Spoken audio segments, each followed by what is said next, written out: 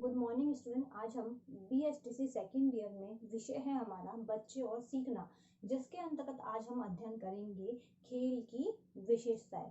पूर्व की कक्षा में हमने देखा था कि खेल का अर्थ और परिभाषाएं क्या होती है, जिसके अंतर्गत मैंने आपको बताया था कि जो खेल है वह स्वाभाविक क्रिया है, क्योंकि जो बच्चा होता है बचपन से हाथ पैर हिलाकर वह प्रतिक्रियाएं करता है। खेल से उसका मन अच्छा हो जाता है और साथ ही साथ उसका रक्त संचार भी अच्छा होता है। जिसके साथ साथ मैंने आपको बताया था कि खेल के माध्यम से जो बालक है उनका शारीरिक मानसिक बहुत ही विकास भी होता है, जिसके बारे में हम चर्चा कर चुके थे। आज हम देखेंगे कि खेल की विशेषताएं क्या क्या होनी चाहिए। सबसे पहले हम देखते हैं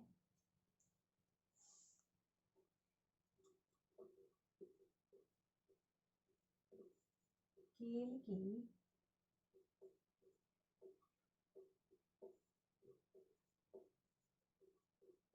विशेषताएं,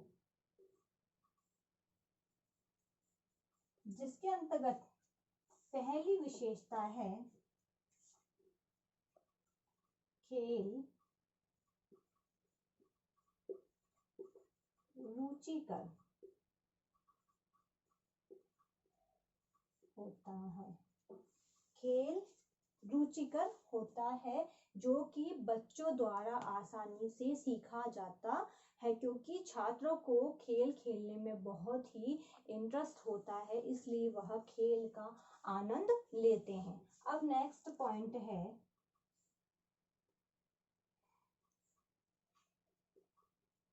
खेल से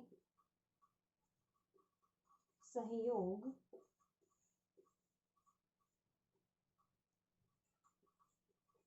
सहभागिता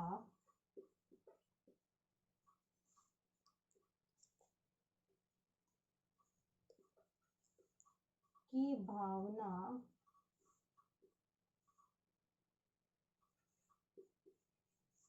प्रेम की भावना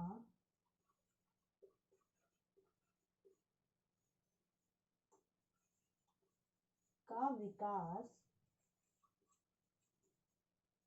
होता है।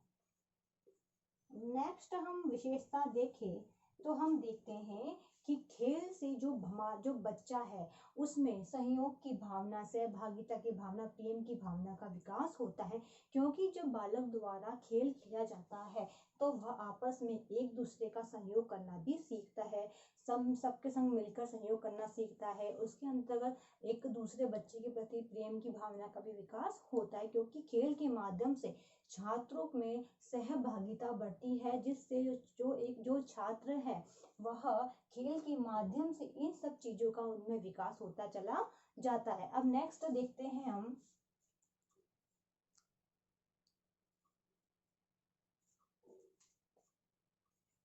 खेल शारीरिक वृद्धि विकास के लिए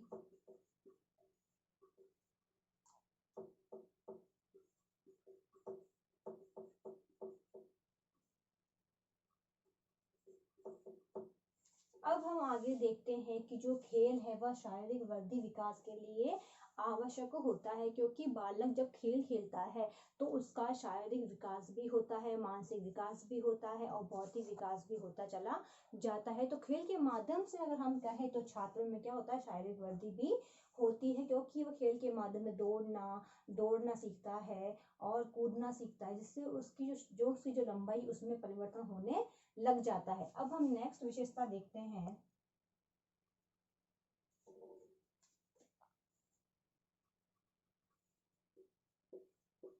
बालक स्वतंत्र होकर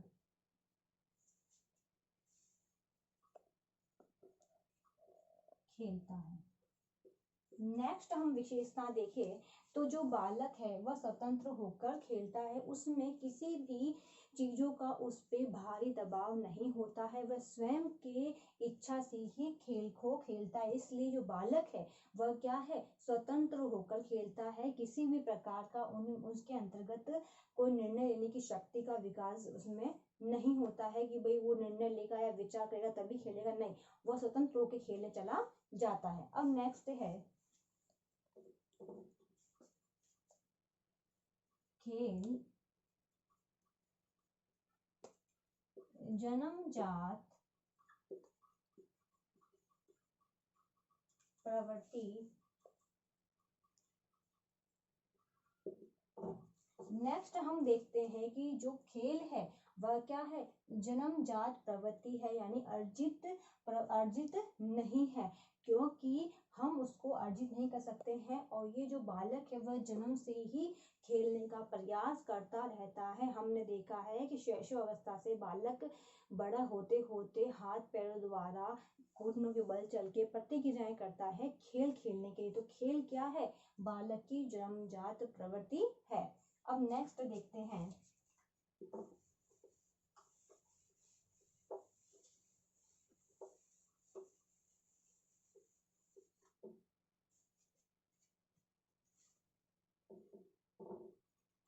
यह एक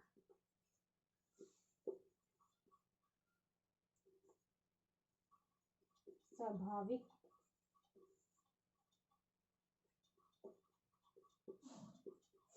प्रक्रिया है। अब यह क्या है, स्वाभाविक प्रक्रिया, क्योंकि बालक स्वयं के द्वारा ही खेलता है, किसी के कहने में आकर वह खेल नहीं खेलता है। तो यह प्रक्रिया कौन सी हो जाएगी, स्वाभाविक, यानी अपने आप द्वारा की जाने वाली क्रियाएं। अब नेक्स्ट देखते हैं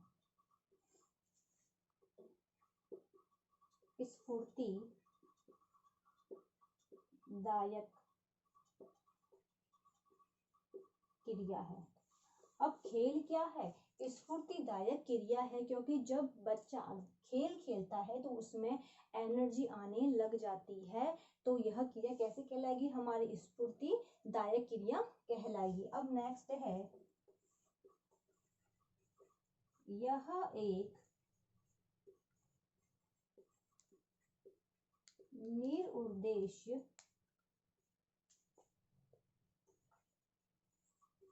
क्रिया है। अब जो यह जो क्रिया है वह निरुद्देश्य, क्योंकि खेलने के पीछे हमारा कोई उद्देश्य नहीं होता है, हम अपने आनंद के लिए ही हम खेल को खेलते हैं। इसलिए कौन सी क्रिया हो जाएगी, निरुद्देश्य, क्योंकि इसका कोई उद्देश्य कोई लक्ष्य होता ही नहीं है खेल खेलने का। अब नेक्स्ट है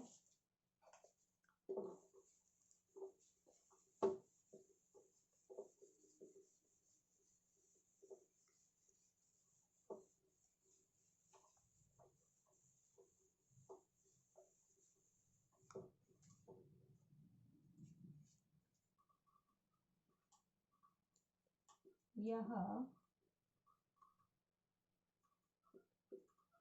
आनंददायक क्रिया है।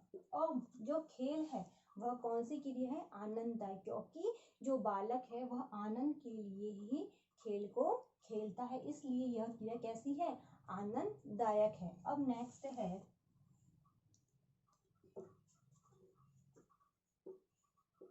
स्वेच्छा पर आधारित। और खेल स्वेच्छा आधारित भी है, क्योंकि बालक स्वयं की इच्छा से खेल को खेलता है। तो उसकी मुख्य जो विशेषता है वह क्या है, स्वेच्छा पर आधारित क्रिया है। अब नेक्स्ट देखते हैं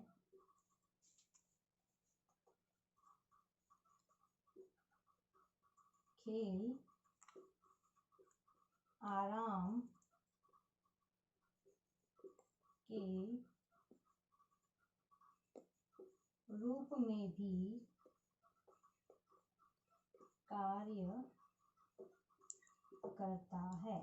अब जो हमारा खेल है वह आराम के रूप में भी कार्य करता है, क्योंकि हम खेल को खेलने के बाद एक अपने मन में या हम अपने मन में अच्छा फील करते हैं। यानी हम खेल खेलने के बाद आराम का वह कार्य करता है, क्योंकि जब हम खेल खेलते हैं तो हम थक जाते हैं, तो हम आराम करना हमें अच्छा लगता है, अच्छी नींद हमें आने लग जाती है। अब नेक्स्ट है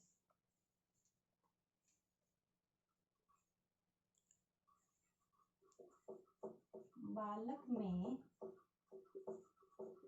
संतुष्टि का संचरण होता है।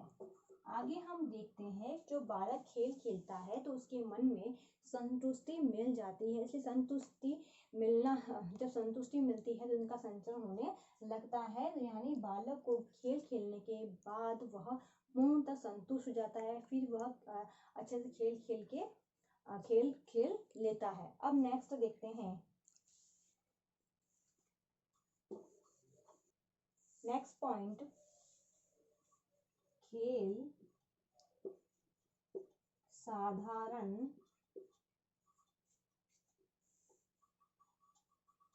जीवन से भिन्न होते हैं। जो खेल होते हैं वह हमारे जीवन से अलग होते हैं, क्योंकि हम खेल को अलग श्रेणी में रखा जाता है, क्योंकि खेल हम खुद के स्वयं के लिए खेलते हैं, हमारे संतुष्टि के लिए, हमारे आनंद के लिए हम खेलते हैं। इसलिए जो खेल है वह हमारे जीवन से अलग, क्योंकि खेल खेलने से हमारा कोई उद्देश्य पूरा नहीं होता है। अगर जो उद्देश्य पूरा करती है वह हम उसको पाठ्यक्रम या हम अपने जीवन में उसको सम्मिलित करते हैं। तो ये था खेल साधारण जीवन से भिन्न होते हैं। तो ये था खेल की विशेषताएं। अब इससे संबंधित आज का आपका होमवर्क है,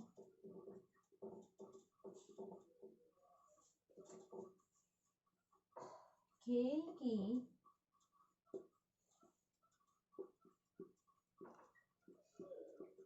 विशेषताओं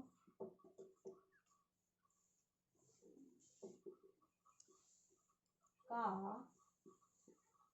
वर्णन कीजिए। खेल की विशेषताओं का वर्णन कीजिए। ये क्वेश्चन आपको आपकी नोटबुक में उतारना है। अंत में एक विशेष बात, जैसा कि आप सभी को पता है कि देश में कोरोना जैसी महामारी बहुत फैल रही है। इससे सुरक्षित रहने के लिए आप मुंह पे मास्क लगाइए, हाथों को सैनिटाइजर करिए। यदि आप बाहर जाते हैं, किसी व्यक्ति के संपर्क में आते हैं, तो कम से कम 6 फीट की दूरी बनाए रखिए। जिससे आप सुरक्षित रहोगे तो आपका घर भी सुरक्षित रहेगा। धन्यवाद।